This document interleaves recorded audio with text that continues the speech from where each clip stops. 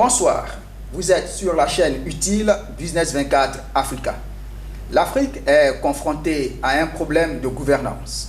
Gouvernance institutionnelle, gouvernance économique, mais pas seulement. Gouvernance dans la protection de leurs ressortissants, de leurs citoyens. Dans ce numéro des défis du moment, nous en parlons en nous intéressant à l'histoire récente mais triste de l'Afrique, le génocide du Rwanda.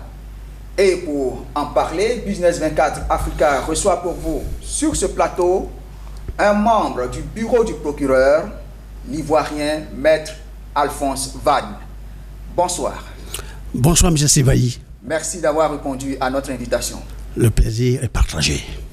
Alors, avec vous, nous allons revenir sur cette affaire du génocide de Rwanda et nous allons en tirer des leçons de gouvernance pour nos dirigeants, mais également pour nos populations. Alors, Maître Vannes, je rappelle que présentement, vous êtes avocat au barreau, ici en Côte d'Ivoire. C'est cela. Mais à l'époque, vous étiez avocat général, principal du tribunal pénal international pour le Rwanda. En effet. Alors, pour l'histoire du 6 au 4 juillet 1994, en seulement 100 jours, environ 800 000 personnes, principalement des Tutsis, sont massacrées au Rwanda. Maître Vannes, pouvons-nous revenir sur ce génocide et sur les raisons de la création du TPIR? Alors, le génocide des Tutsis du Rwanda, il faut le préciser ainsi, a été commis du 6 avril jusqu'au début du mois de juillet 1994. Ce génocide a été le résultat d'une guerre civile qui avait éclaté au Rwanda le 1er octobre 1990 entre des réfugiés Tutsis qui étaient dans les pays voisins du Rwanda et en particulier en Ouganda. Ces réfugiés Tutsis, avec à leur tête des dirigeants dont le général Paul Kagame, l'actuel président du Rwanda, ces Tutsis avaient quitté le pays parce qu'ils étaient vus comme des personnes qui n'avaient pas le droit de vivre chez eux. Ils étaient tout le temps mal vus, je dirais, et ils étaient discriminés et ils ont quitté le pays parce que chaque année, c'était des actions qui étaient menées contre eux, contre leur existence même, contre le fait qu'ils étaient des Tutsis. Donc, ils se sont organisés en dehors du Rwanda et ils ont créé une armée, ils ont créé une administration et le 1er octobre 1990, ils ont envahi le Rwanda et la guerre civile a ainsi commencé. Les Nations Unies sont intervenues, l'OUA aussi à l'époque, c'est maintenant l'Union africaine, mais avant c'était l'OUA. Et toutes ces organisations-là sont intervenues, ont fait de la médiation et la paix était négociée, par exemple au Zaïre, ensuite en Tanzanie, mais il y avait une paix relative, la paix était relative. Et lorsque, le 6 avril 1994, le président Habyarimana, président du Rwanda, au pouvoir à l'époque, oui, s'est envolé à Dar es Salaam pour assister à une réunion de paix sur son pays. À son retour, le même jour au soir, son avion avait été abattu. Et tout de suite, cette nuit-là, du 6 avril, les massacres ont commencé, des barrages ont été dressés ici et là, à Kigali, la capitale. Le génocide a ainsi commencé. Ça s'est allé très vite parce que c'était préparé, c'était prémédité, c'était bien organisé. Voilà. D'accord. Alors, près de 1 million de morts en 3 mois, oui. Et la création du TPIR. Oui. Comment est arrivée cette mise en place de ce tribunal apparemment spécial? Voilà. Alors, parce qu'à l'époque, il n'y avait pas encore une juridiction à l'échelle internationale qui pouvait juger ceux qui avaient commis ces actes odieux. Et le Conseil de sécurité, saisi par le gouvernement du Rwanda, a créé cette juridiction qu'on a appelée le Tribunal pénal international pour le Rwanda, avec son siège à Arusha, au nord de la Tanzanie. Voilà. Et donc, le tribunal a commencé ses enquêtes immédiatement, et beaucoup de preuves ont été rassemblées, et alors les jugements ont commencé. Voilà. Vous étiez avocat général principal au bureau du procureur, mais vous avez commencé comme enquêteur. En effet. Comment se sont déroulées les enquêtes? Alors, les enquêtes se sont déroulées dans les villages. Au Rwanda, le village s'appelle les collines. Dans les villages, avec l'aide des interprètes locaux, puisque nous, enquêteurs, nous ne comprenions pas le Kinyarwanda, la langue nationale du pays. Et nous avons mené nos enquêtes avec l'aide du gouvernement du Rwanda, parce que pour aller... Les nouvelles autorités. En effet, oui. Parce que pour aller quelque part, il faut être sûr que la sécurité des enquêteurs sera assurée. Voilà. Donc, nous allions avec les soldats, les militaires rwandais, avec les interprètes rwandais, et nous interrogions les témoins. Et tout cela devait se faire dans la plus grande discrétion. Il ne faudrait pas exposer les témoins. Et nous avons récolté énormément de preuves. Et à partir de ces preuves-là, nous avons rédigé des actes d'accusation. Et ainsi, les procès ont été lancés. C'était quoi la stratégie du bureau du procureur? Alors, vous avez dit 800 000 personnes avaient été massacrées, principalement des Tutsis. Et 800 000 personnes, ce n'est pas 10 personnes qui vont les tuer, ce n'est pas même 800 personnes, c'est des millions, je dirais. Donc, énormément de personnes qui étaient impliquées. Donc, mais on ne pouvait pas poursuivre tout le monde. Alors, le bureau du procureur a établi la stratégie de sélectionner des personnes, de sélectionner ceux qui avaient joué un rôle plus important dans ces massacres. Alors, cela, c'était d'abord les membres du gouvernement, ensuite les hauts gradés de l'armée, ensuite les religieux, les chefs religieux. Ah bon, il y avait des religieux qui ont appelé au génocide? Ah oui, bien sûr. La plupart des massacres s'étaient produits dans les églises, dans les paroisses, on appelait là-bas les paroisses.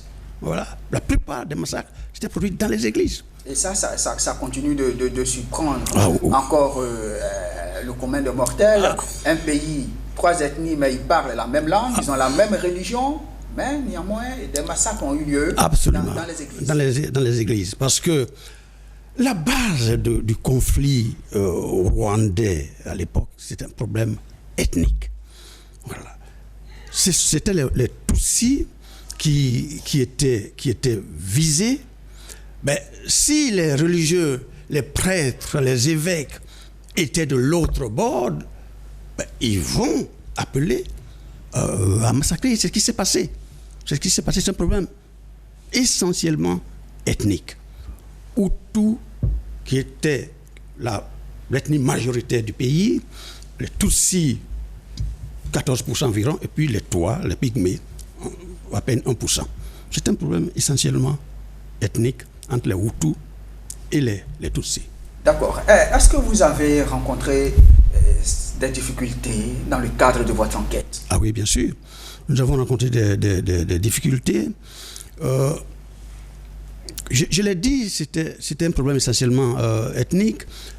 Nous avions des témoins Hutus, par exemple, qui devraient témoigner contre des accusés Hutus.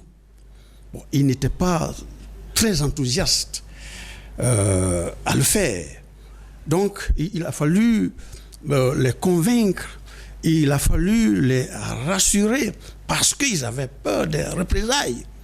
Des représailles. La plupart des Hutus, des dignitaires, des anciens dignitaires Hutus étaient allés en exil maintenant, avaient quitté le pays. Voilà. Donc c'était un peu cela la grande difficulté. Mais nous sommes arrivés quand même à recueillir les preuves qui nous intéressaient et nous avons pu traduire en justice ceux qui avaient commis ces actes. Alors, donc, vous avez pu recueillir des preuves, faire des actes d'accusation, oui. Environ 90 personnes que vous envoyez pour des procès. C'est ça, 90 personnes? Oui, 93 personnes exactement avaient été mises en accusation. 85 procès ont été organisés. Il y a eu des procès groupés, des procès individuels. Donc les 93 personnes dans 85 procès. Yeah. D'accord. Parlez-nous du système juridico-judiciaire du TPIR. Alors, le tribunal pénal international pour le Rwanda était dominé par le système anglo-saxon. Le système anglo-saxon est basé sur l'accusation. C'était le système accusatoire. Le procureur qui avait l'obligation, d'abord le devoir de faire des enquêtes, et ensuite l'obligation d'apporter des preuves convaincantes, donc devait trouver en effet ces preuves-là. Parce que c'est lui qui accuse, c'est lui qui met en accusation. Il devait apporter ces preuves. Et la défense aussi avait le droit de mener ses enquêtes. Et la particularité de ce système, c'est que le procureur devait mettre à la disposition même de la défense des éléments de preuve disculpatoires, c'est-à-dire des éléments de preuve qui étaient favorables aux accusés. Et il devait le leur donner. C'est un système quand même... Oui. C'est comme le juge d'instruction dans nos systèmes qui instruit à charge et à décharge. Voilà, c'est un peu cela. Il y a des expressions qui reviennent dans ce système. On parle de intime conviction, preuve irréfutable, tout raisonnable. Qu'est-ce que c'est? Voilà. Alors, l'intime conviction, c'est dans le système romano-germanique, c'est-à-dire le système français, que cela existe. C'est-à-dire que le juge, lorsqu'on lui présente une preuve, il l'analyse et il se convainc intimement de la suite à donner à cette preuve-là. Si il estime que la personne mise en accusation peut être condamnée, ben, son intime conviction lui dit. Alors que dans le système anglo-saxon, ce n'est pas comme ça que les choses se passent.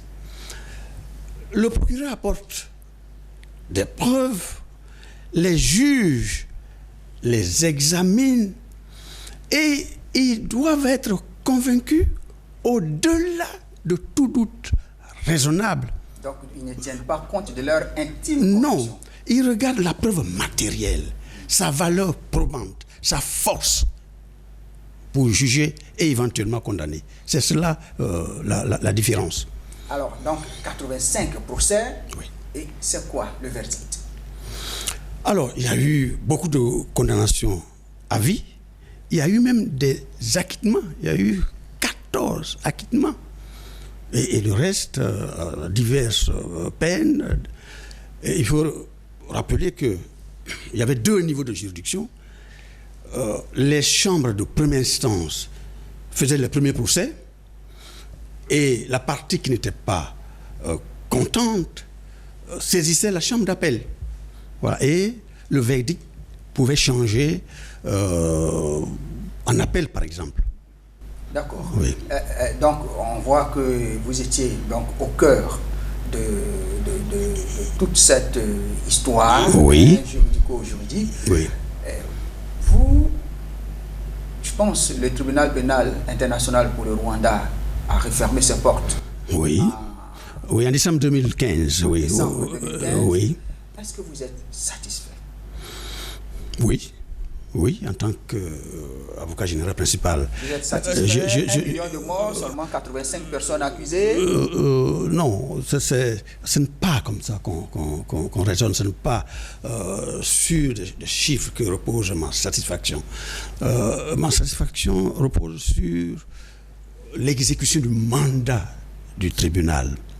Le tribunal avait pour mandat de juger ce qui avait commis. Mais le procureur avait élaboré, mis sur pied une stratégie qui consistait à juger les principaux acteurs. Et c'était les membres du gouvernement. Il y a eu un premier ministre qui a été condamné, des ministres. Il y a un procureur. Hein? Oui, absolument. Dans mon équipe, moi je me suis occupé du cas d'un procureur, par exemple. Bon, donc, des religieux, je le dis, la jeunesse, ceux-là même qui avaient commis les actes les plus violents, parce qu'ils étaient les plus nombreux, c'est eux qu'on incitait, c'est eux qu'on envoyait. Bon, leur leader avait été jugé, c'était d'entre eux. Bon, je suis satisfait de ce point de vue-là. Il y avait aussi le fait que le mandat du tribunal, c'était, en fin de compte, d'amener les Rwandais à se réconcilier. Et cela devait se faire sur la base des décisions, des jugements rendus par le tribunal.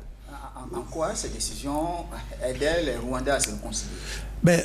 D'abord, parce que là, il y avait quand on voit les enquêtes se sont apaisanties sur un camp, et donc les anciens qui ont gouverné et donc qui ont commis le génocide, mais l'autre camp, aucune enquête, rien, et vous pensez que c'est de nature à réconcilier les Rwandais? Oui. Cela a été relevé à plusieurs reprises. Nous-mêmes, en tant que membres du bureau du procureur, nous avions mené des enquêtes sur ce que l'autre camp, c'est-à-dire le camp du FPR, avait fait, mais nous avons trouvé qu'il n'y avait pas de preuves suffisantes pour les mettre en accusation. Bon, donc, ça s'est arrêté là. Le procureur avait l'opportunité des poursuites. C'est une politique qui existe dans tous les systèmes juridiques du monde. Donc le procureur a fait son choix. Il a fait son choix, absolument. Il a fait son choix. Mais au-delà de cela, les Rwandais se sont réconciliés. D'abord, la carte nationale d'identité qui permettait de distinguer les Hutus des Tutsis, des Twa, parce que cette mention existait sur les cartes d'identité. Après le génocide, après les procès, le gouvernement qui a été installé, le gouvernement du président Kagame par exemple, a banni cette mention-là. Oui, donc maintenant tout le monde est rwandais, personne n'est Hutu, personne n'est Tutsi, personne n'est Twa, tout le monde est rwandais. C'est parce que le procès a existé devant le tribunal pénal international pour le Rwanda. Et il y a eu beaucoup d'autres choses qui ont concouru à la réconciliation entre les Rwandais. Beaucoup d'organisations ont été créées. Maître Van, il faut dire qu'à la suite de vos procès, le gouvernement rwandais a mis en place des tribunaux traditionnels, les gacaca. Quel commentaire vous en faites? Est-ce une suite logique ou bien constatant que vous n'avez pas accusé trop de personnes il fallait prendre le relais. Oui, les Rwandais disaient que le tribunal pénal international pour le Rwanda était trop lent, qu'il était trop coûteux, qu'il ne jugeait pas vite, etc. Et ils ont eu recours à leur propre tradition. Ils ont créé les gachacha. Mais les gachacha s'occupaient des personnes de moindre importance. Donc c'est un tribunal populaire, oui, populaire, sur la place publique, exactement, et où le coupable reconnaît, il demande pardon, et on lui pardonne. Exactement. Voilà ce qui se passe. Bon, ça, nous en occupions pas. Mais c'était une décision que le gouvernement rwandais avait prise et ils étaient contents que le procès se soit déroulé de cette façon-là, la façon traditionnelle.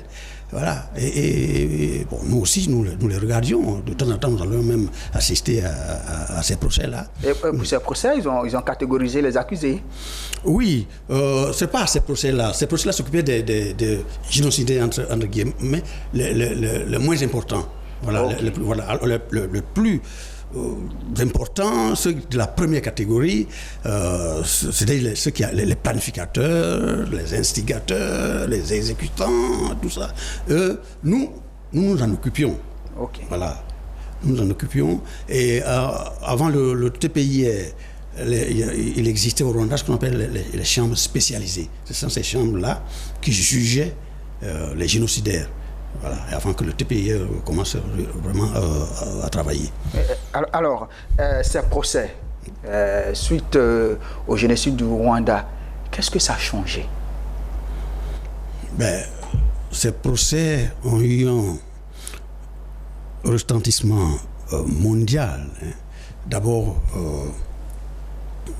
après Nuremberg, à la suite de la Deuxième Guerre mondiale, c'est le tribunal pénal international pour le Rwanda, le tribunal pénal international pour l'ex-Yougoslavie étaient les deux tribunaux ad hoc créés par les Nations Unies pour juger ceux qui avaient commis des crimes de droit international dans les Balkans et puis au Rwanda.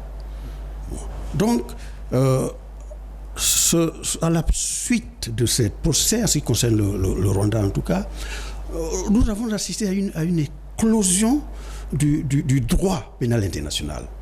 C'est un droit qui n'était pas connu avant, un droit que les juristes même ignoraient, mais ce droit-là a été porté sur la place publique et nous avons vu que les crimes de droit international, c'était les crimes les plus graves, les plus odieux, et qu'il fallait faire quelque chose pour punir ceux qui les commettaient.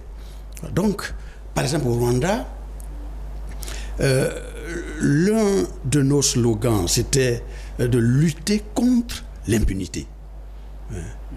Lutter contre l'impunité. Avant, les gens qui commettaient ce genre de crime n'étaient pas jugés.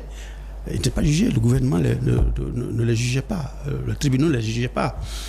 Donc, tout cela a changé et maintenant, il y a eu une meilleure connaissance du droit pénal international. Et c'est pour cela d'ailleurs que, à la suite de ce tribunal, beaucoup d'autres tribunaux, mais mixtes, ont été créés en Afrique et même dans le monde. Après la guerre civile de Sierra Leone, il y a eu un tribunal mixte qui appliquait le droit appliqué par le tribunal pénal international pour le Rwanda, le tribunal pénal international pour l'ex-Yougoslavie. Voilà, et c'est ce tribunal-là qui avait jugé Sial Taylor, le président du Libéria. Voilà. Et il avait été de même au Cambodge. Il y a eu un tribunal qui a été créé. Et tout récemment, en Centrafrique, j'ai participé à l'élaboration des tests de ce tribunal. J'ai participé à sa mise en place. Voilà, donc maintenant, le droit pénal international est mieux connu et on parle même de plus en plus d'une juridiction africaine qui va avoir une compétence en matière pénale. Avec le protocole de Malabo, c'est pas encore prêt. Voilà. Donc, oui, il y a eu la victoire du droit. La victoire du droit. Oui. Alors, maître, le tribunal pénal international pour le Rwanda a refermé ses portes. Et par la suite, 3 ans après, on voit la Cour pénale internationale. C'est une suite logique. En réalité, les deux juridictions ne sont pas liées, je dirais. La Cour pénale internationale, c'est un très vieux projet que les Nations Unies avaient sur leur table depuis la Deuxième Guerre mondiale.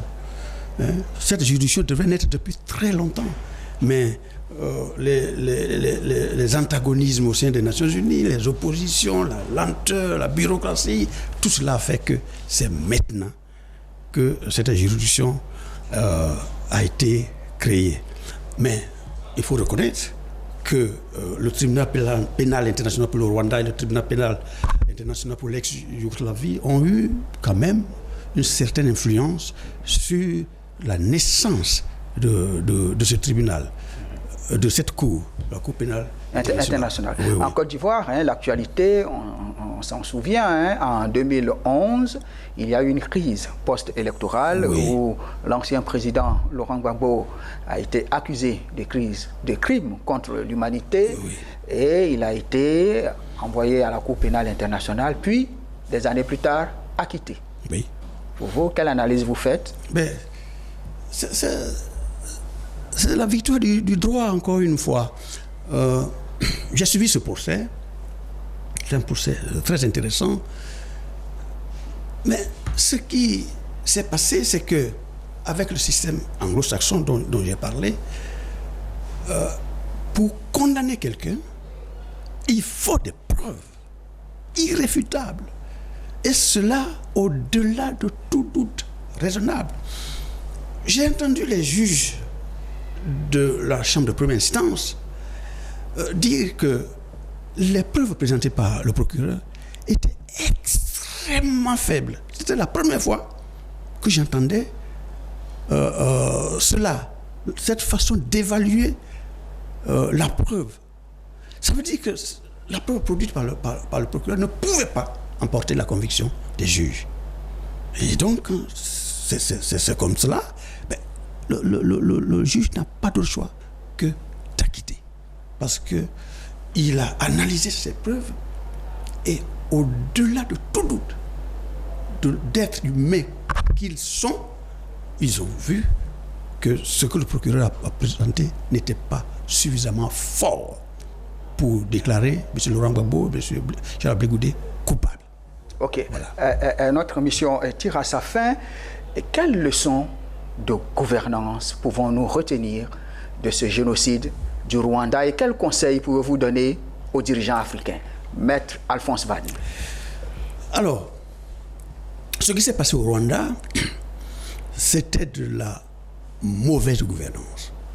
C'était l'absence de démocratie.